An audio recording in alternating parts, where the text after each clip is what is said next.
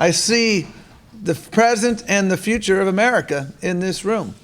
And that's why I'm so proud to be a resident of this county, because you have led the way.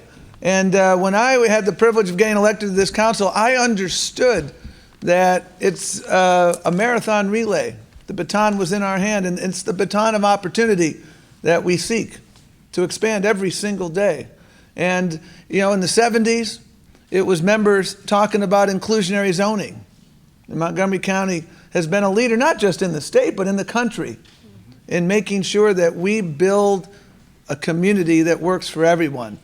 The Baltimore Sun had an excellent op-ed. The county executive referred to it, and the subhead asked this question. The Baltimore Sun asked, is Montgomery County setting the progressive trend for Maryland again? Yes. What do you think? Yes. Are we? Yes.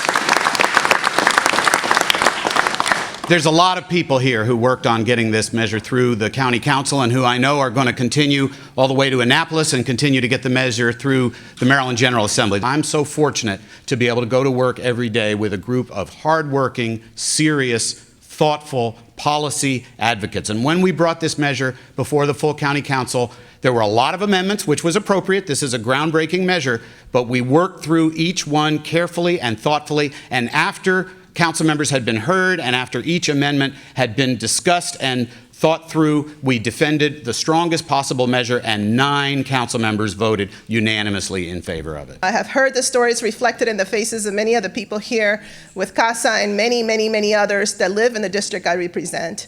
And hopefully now, finally, we can say to them, you don't have to choose between staying home sick, staying with a sick child. You don't have to choose anymore in Montgomery County. We're leading the way, and I just want to say from the bottom of my heart, thank you so much for all of you who fought the good fight at the state level. Delegate Ariana Kelly, you're one of my heroínas. I heard that word this morning again, heroines, however that's pronounced.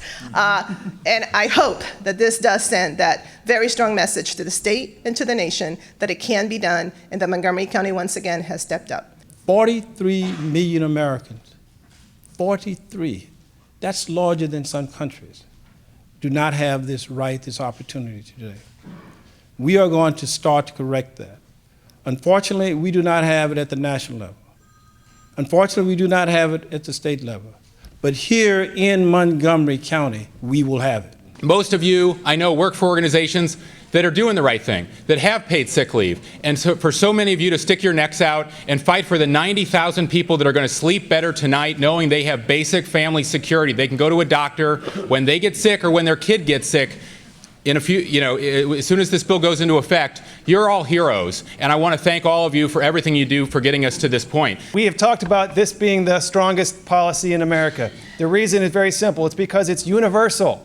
We didn't say that businesses that are small do not have to provide paid sick leave for their employees. You look around the country, other jurisdictions that have adopted this policy have exempted the smallest businesses. We have a reduced rate, but we have a bottom line principle in our legislation, which is that every worker is protected in every business.